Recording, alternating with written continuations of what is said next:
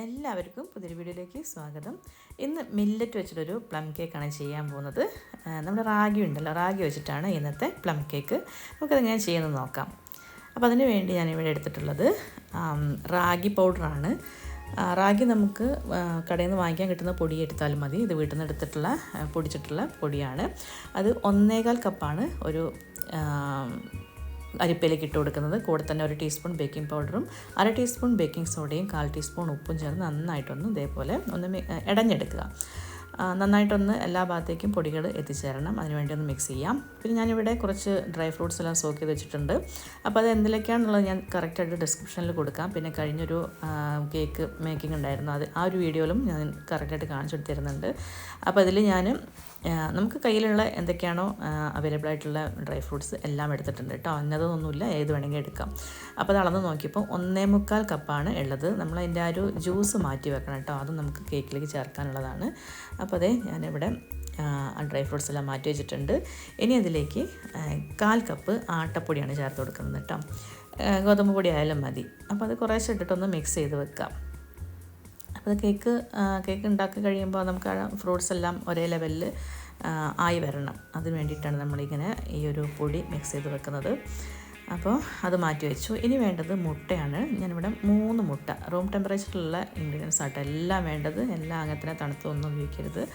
അപ്പോൾ അത് ഞാൻ ഒന്ന് ബീറ്റ് ചെയ്തെടുക്കുന്നുണ്ട്.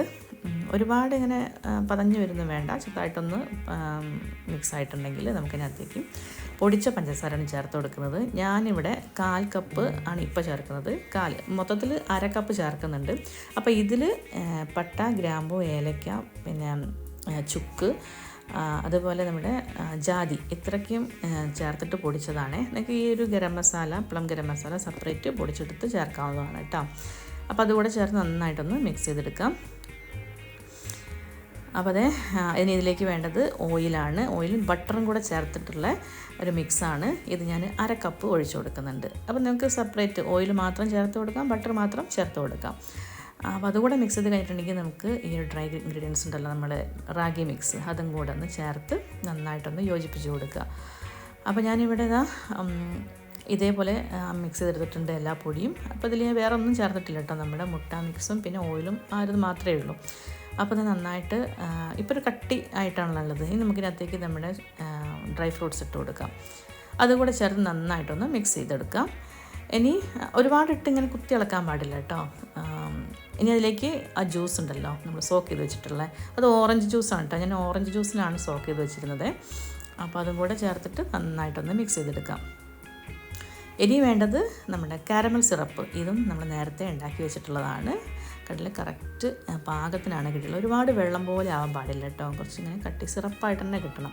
അപ്പോൾ കട്ടി സിറപ്പാകുമ്പോൾ നമുക്ക് ആ ഒരു വെള്ളത്തിൻ്റെ അളവ് കറക്റ്റായിട്ട് കേക്കിൽ മിക്സായിട്ട് ആ കേക്ക് തന്നെ നല്ല ടേസ്റ്റായും കഴിക്കാൻ. അപ്പോൾ അതും കൂടെ ചേർത്ത് നന്നായിട്ട് മിക്സ് ചെയ്തു. പിന്നെ ഞാൻ ലൈൻ ചെയ്തിരുന്ന കേക്ക് ടിന്നാണ്, അതിൽ മാവ് ഒഴിച്ചിട്ടുണ്ട്. ഇതേപോലെ ഒരു സ്ക്യൂർ വെച്ചിട്ട് വെറുതെ ഒന്നിങ്ങനെ ഒന്ന് മിക്സ് ആക്കുക. പിന്നെ ഒരുപാട് ഇങ്ങനെ ടാപ്പ് ചെയ്യേണ്ട, ജസ്റ്റ് ഒരു 1-2 പ്രാവശ്യം മാത്രം ടാപ്പ് ചെയ്യാം. ഡ്രൈ ഫ്രൂട്ട്സ് നമുക്ക് എന്തൊക്കെയാണോ അതിന് മുകളിൽ വെച്ച് കൊടുക്കേണ്ടത് അത് വെച്ച് കൊടുക്കാം. അപ്പോൾ അത് കുക്കായി വരുമ്പോൾ അതൊന്നും കാണില്ല. ഇനി ഞാനിത് രണ്ടാമതും വീണ്ടും വെച്ച് കൊടുത്താണ് കേട്ടോ. ഒരു 3/4 എന്നൊരു ടൈമായപ്പോൾ ഞാൻ വീണ്ടും കാഷ്യൊക്കെ അതിൻ്റെ മുകളിൽ വെച്ച് കൊടുത്തു. ഇതെല്ലാം ഇങ്ങനെ മാവൊക്കെ പൊങ്ങി വന്നപ്പോഴേക്കും ഈ അലങ്കാരങ്ങളൊക്കെ കാണാനില്ലായിരുന്നു കേട്ടോ. അപ്പോൾ ഇത് 10 മിനിറ്റ് പ്രീ ഹീറ്റ് ചെയ്തിട്ടുള്ള പാത്രമാണ്. ഞാൻ സ്റ്റവ് ടോപ്പിലാണ് ചെയ്യുന്നത്, മീഡിയം ടു ലോ ഫ്ലെയിമിൽ വെച്ചിട്ട്. 1 മണിക്കൂർ എടുക്കും കേട്ടോ ഇത് ആയിട്ട് വരണമെങ്കിൽ. അപ്പോൾ നമ്മുടെ പ്ലം കേക്ക് എപ്പോഴും സദാ കേക്ക് പോലെയല്ല, കുറച്ചധികം ടൈം എടുക്കും. അപ്പോൾ അത്രയും നേരം ഞാനിത് 1 മണിക്കൂർ വെച്ചു. അതിന് ശേഷമുള്ളതാണ് ഇത്. അതിന് മുമ്പ് ഞാനൊരു 3/4 മണിക്കൂറായപ്പം തുറന്ന് നോക്കിയിരുന്നു. ആ സമയത്ത് വെച്ച് കൊടുത്തിട്ടാണ് ഈ ഒരു കാഷ്യൂസ് കേട്ടോ. ബാക്കിയുള്ളതെല്ലാം ഉള്ളിൽ പോയി.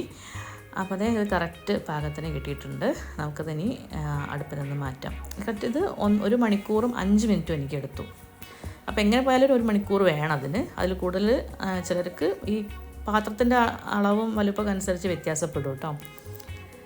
അപ്പോൾ തണുത്തതിന് ശേഷം നമുക്ക് നോക്കാം. ഇതിങ്ങനെ ഒരു തുണി വെച്ച് മൂടിയിടണേ, ആവി ഉള്ളിലേക്ക് കിടക്കാതിരിക്കാൻ വേണ്ടിയിട്ടാണേ. അപ്പോൾ നമ്മുടെ കേക്കെല്ലാം കറക്റ്റ് പാകത്തിന് തണുത്ത് സെറ്റായിട്ടുണ്ട് കേട്ടോ അത്.